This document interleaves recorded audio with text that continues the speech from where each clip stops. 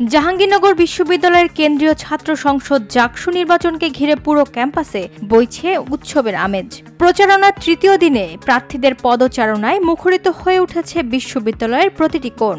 Poster, banner আর স্লোগানে সাজিয়ে তোলা হয়েছে পুরো ক্যাম্পাস।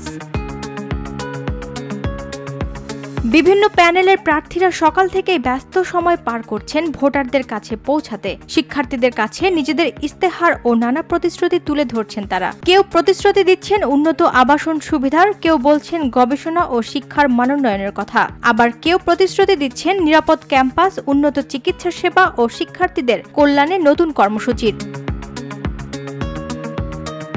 শিক্ষার্থীরাও আগ্রহ নিয়ে শুনছেন প্রার্থীদের পরিকল্পনা। পোস্টার আর প্রচারণার শব্দে সরগরম প্রতিটি হল ও একাডেমিক ভবন। দীর্ঘদিন পর জাকসু নির্বাচনকে ঘিরে বিশ্ববিদ্যালয়ে তৈরি হয়েছে এক ধরনের উৎসবমুখর পরিবেশ।